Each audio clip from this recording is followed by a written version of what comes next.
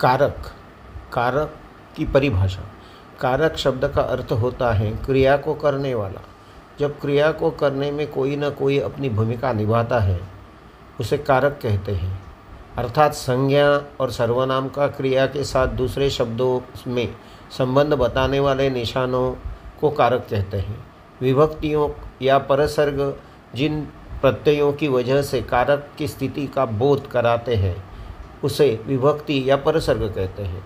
दूसरे शब्दों में कारक का अर्थ होता है किसी कार्य को करने वाला, यानी जो भी क्रिया को करने में भूमिका निभाता है वो कारक कहलाता है।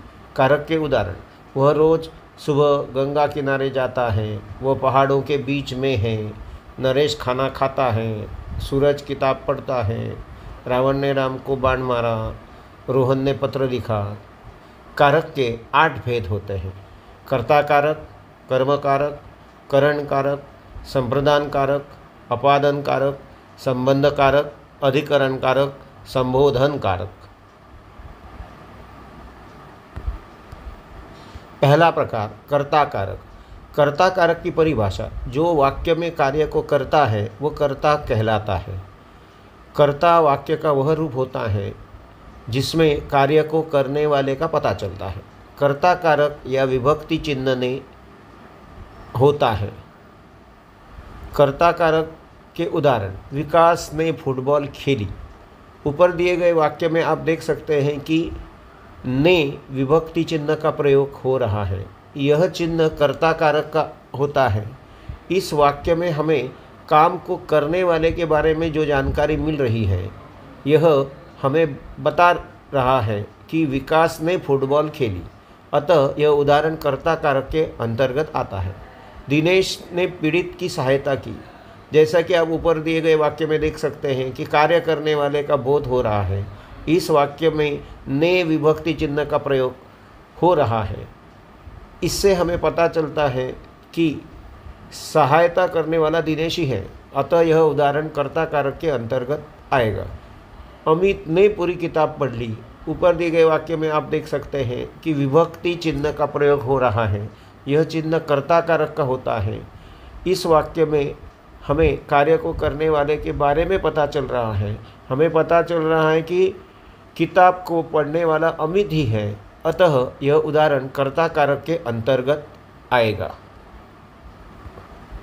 कर्ता कारक के प्रकार: परसर्ग सहित जब वाक्य में ने परसर्ग का प्रयोग होता है वह मुख्यतः भूतकाल के वाक्यों में होता है। उदाहरण: रामू ने अपने बच्चों को पीटा, मेरे मित्र ने मेरी सहायता की, अध्यापक ने विद्यार्थियों को डांटा। परसर्ग रहित वह वाक्य में ने परसर्ग का प्रयोग नहीं होता है। यह मुख्यतः वर्तमान काल एवं भविष्यकाल में होता है।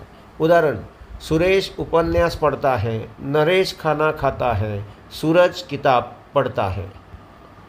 अगला प्रकार कर्म कारक। कर्म कारक की परिभाषा: वह वस्तु या व्यक्ति जिस पर वाक्य में की गई क्रिया का प्रभाव पड़ता है वह कर्म कहलाता है। कर्म कारक का विभक्ति चिन्ह को होता है।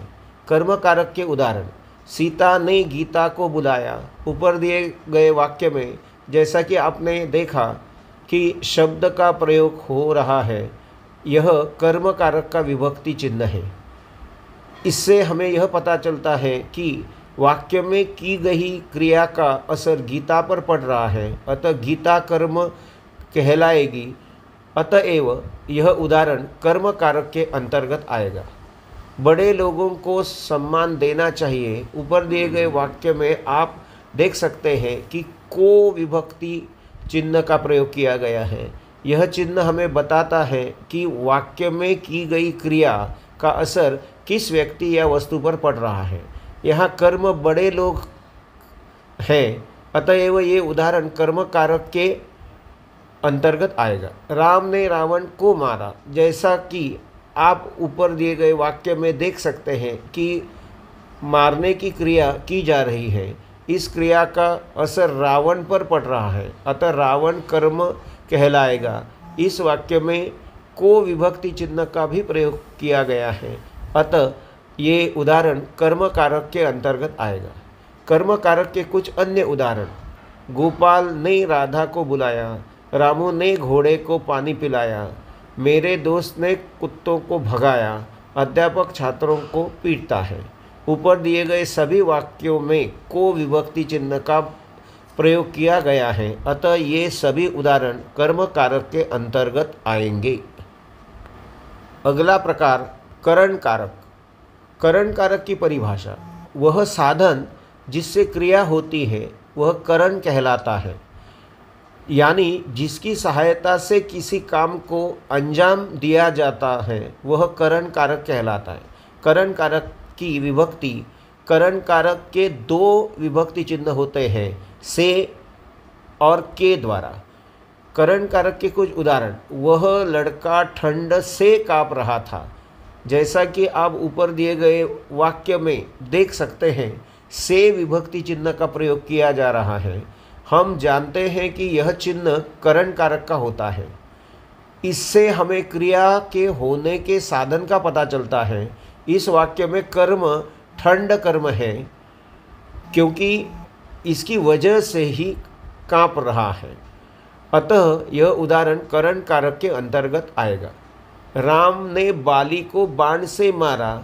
ऊपर दिए गए वाक्य में जैसा कि आप देख सकते हैं कि बाली को मारे जाने की क्रिया है, यह क्रिया बाण के द्वारा की गई है, मतलब बाण साधन है जिससे क्रिया हुई। ऊपर वाक्य में से विभक्ति चिन्ह का भी प्रयोग हुआ है, अतः यह उदाहरण करण कारक के अंतर्गत आएगा। सुनील ने अपने पत्नी के द्वारा खाना बनवाया। जैसा कि आप ऊपर दिए गए वाक्य में देख सकते हैं कि खाना बनवाने की क्रिया है, यह पत्नी के द्वारा करवाई गई है, अतः पत्नी साधन कहलाएगी।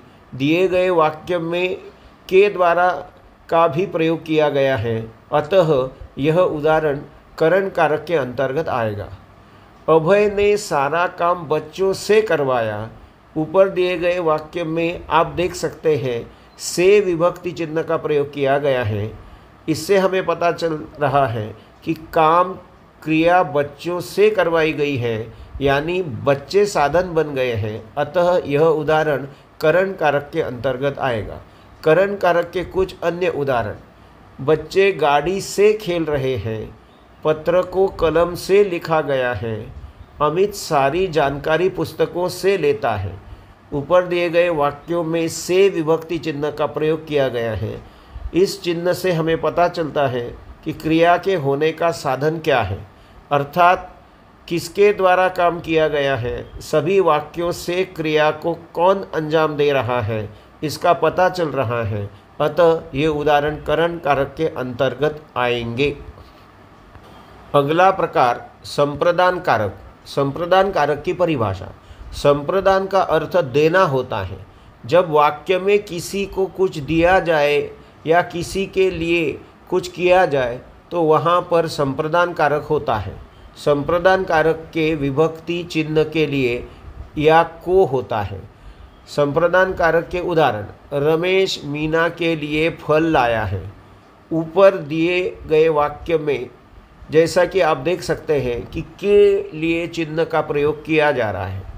इससे हमें पता चल रहा है कि किसी के लिए काम किया जा रहा है, जबकि जब किसी के लिए काम किया जाता है तो तब वहाँ संप्रदान कारक होता है, अतः यह उदाहरण भी संप्रदान कारक के अंतर्गत आएगा। विकास तुषार को किताबें देता है। जैसा कि आप ऊपर दिए गए उदाहरण में देख सकते हैं कि को विभक्ति चिन्ह का प्रयोग करता है। यह चिन्ह बताता है कि किसी ने किसी को कुछ दिया है। यहाँ विकास ने तुषार को किताबें दी हैं। जैसा कि हमें पता है कि जब किसी को कुछ दिया जाता है तो वहाँ संप्रदान कारक होता है। भूखे के लिए रोटी लाओ। जैसा कि आप ऊपर दिए गए वाक्य में देख सकते हैं कि के लिए विभक्ति चिन्ह का प्रयोग किया जा रहा है। यह चिन्ह हमें बताता है कि किसी के लिए काम किया जा रहा है। जब किसी के लिए वाक्य क्रिया किया जाता है तो वहाँ संप्रदान कारक होता है। यहाँ पर भूखे के लिए रोटी लाई जा रही है, अतः यह उदाहरण संप्रदान कारक के अंतर्गत आएगा। संप्रदान कारक के कुछ अन्य उदाहरण: मेरे लिए खाना लेकर आओ, विकास ने तुषार को गाड़ी दी, मैं हिमालय को जा रहा हूँ, रमेश मेरे लिए कोई उपहार लाया है, वह मेरे लिए चाय बना रहा है। अगला प्रकार अपादान कारक। अपादान कारक की परिभाषा: जब संज्ञा या सर्वनाम के किसी रूप से किन्हीं दो वस्तुओं के अलग होने का बोध होता है तब वहाँ अपादान कारक होता है। अपादान कारक का विभक्ति चिन्ह अपादान कारक का भी विभक्ति चिन्ह से होता है। से चिन्ह कारक करण कारक का भी होता है, लेकिन वहाँ इसका मतलब साधन से होता है। यहाँ से का मतलब किसी चीज़ से अलग होना दिखाने के लिए प्रयुक्त होता है। अपादान कारक के उदाहरण: पेड़ से आम नीचे गिर गया। जैसा कि आप ऊपर दिए गए उदाहरण में देख सकते हैं, आम के पेड़ से अलग होने की बात कही जा रही है। इस वाक्य में से विभक्ति चिन्ह का प्रयोग किया जा रहा है। यह चिन्ह हमें चीज़ों को अलग होने के बारे में बताता है एवं जैसा कि हमें पता है कि जब चीज़ें अलग होती हैं तो वहाँ अपादान कारक होता है। अतएव ये उदाहरण अपादान कारक के अंतर्गत आएगा।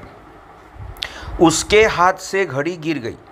ऊपर दिए गए उदाहरण में जैसा कि आप देख सकते हैं कि घड़ी की हाथ से अलग होने की बात कही जा रही है।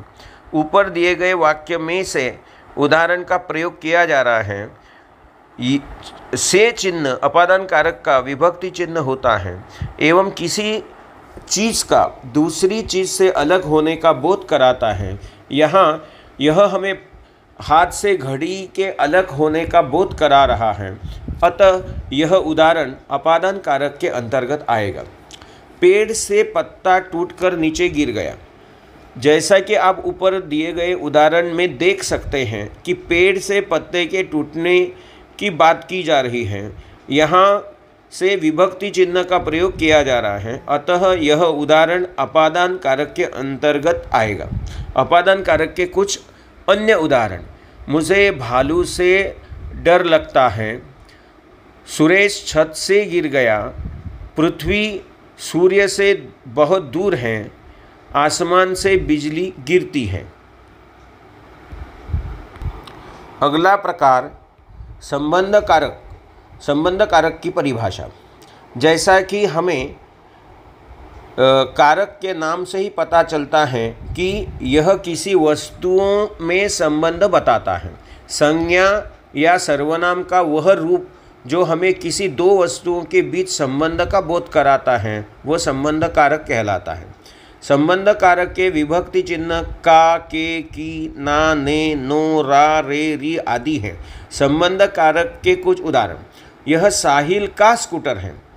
जैसा कि आप ऊपर दिए गए वाक्य में देख सकते हैं, का विभक्ति चिन्ह का इस्तेमाल किया गया है। वह हमें स्कूटर एवं साहिल के बीच में संबंध बता रहा है।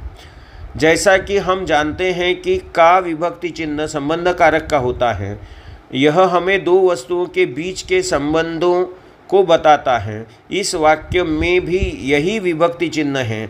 अतः यह उदाहरण संबंध कारक के अंतर्गत आएगा। यह मानव का घर है।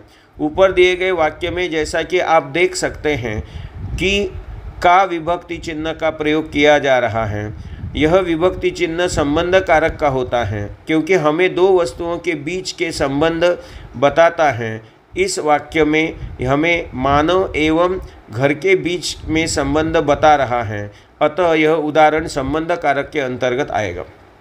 राजा दशरथ के 4 बेटे थे। जैसा कि आप देख सकते हैं कि ऊपर दिए गए वाक्य में के विभक्ति चिन्ह का प्रयोग किया गया है। यह चिन्ह हमें राजा दशरथ एवं राम के बीच का संबंध बता रहा है। अतः यह संबंध कारक के अंतर्गत आएगा। संबंध कारक के कुछ अन्य उदाहरण: यह सुरेश की बहन है, यह सुनील की किताब है, यह नरेश का भाई है, यह गाड़ी विकास की है। अगला प्रकार अधिकरण कारक।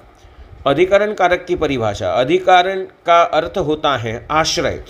संज्ञा का वह रूप जिससे क्रिया के आधार का बोध हो उसे अधिकरण कारक कहते हैं। अधिकरण कारक के विभक्ति चिन्ह इसकी विभक्ति में और पर होती है। भीतर, अंदर, ऊपर, बीच आदि शब्दों का प्रयोग इस कारक में किया जाता है। अधिकरण कारक के उदाहरण: जब मैं घर में गया तो कोई भी नहीं था। जैसा कि आप ऊपर दिए गए उदाहरण में देख सकते हैं कि में विभक्ति चिन्ह का प्रयोग किया गया है। यह बताता है कि वक्ता घर के अंदर गया था। जैसा कि हमें पता है, जब किसी वाक्य में विभक्ति चिन्ह का प्रयोग किया जाता है तो वो अधिकरण कारक होता है। अतः यह उदाहरण भी अधिकरण कारक के अंतर्गत आएगा। वीर सिपाही युद्ध भूमि में मारा गया। ऊपर दिए गए वाक्य में जैसा कि आप देख सकते हैं, में विभक्ति चिन्ह का ही प्रयोग किया गया है। हम जानते हैं कि जब में विभक्ति चिन्ह का प्रयोग किया जाता है तो वहाँ अधिकरण कारक होता है। यहाँ में चिन्ह से हमें वीर सिपाही के युद्ध भूमि में होने या बोध हो रहा है। अतः यह उदाहरण अधिकरण कारक के अंतर्गत आएगा। कुर्सी आंगन के बीच बिछा दो। जैसा कि आप ऊपर दिए गए वाक्य में देख सकते हैं, बीच शब्द का प्रयोग किया गया है। जब यह शब्द प्रयोग किया जाता है तो वह अधिकरण कारक होता है। यहाँ बीच शब्द से कुर्सी के आंगन के बीच होने का बोध हो रहा है। अतः यह उदाहरण अधिकरण कारक के अंतर्गत आएगा। अधिकरण कारक के कुछ अन्य उदाहरण: मछली पानी में रहती है। महल में दीपक जल रहा है। वह रोज सुबह गंगा किनारे जाता है। महाभारत का युद्ध कुरुक्षेत्र में हुआ था। फ्रिज में आम रखा हुआ है। अगला प्रकार संबोधन कारक। संबोधन कारक की परिभाषा: संज्ञा या सर्वनाम का वह रूप जिससे किसी को बुलाने, पुकारने या बोलने का बोध होता है वह संबोधन कारक कहलाता है।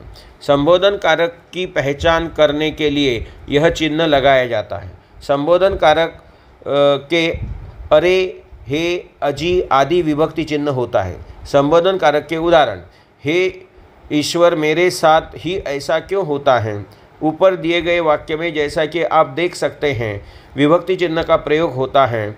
जैसा कि हम जानते हैं कि हे शब्द किसी के संबोधन के लिए प्रयोग किया जाता है।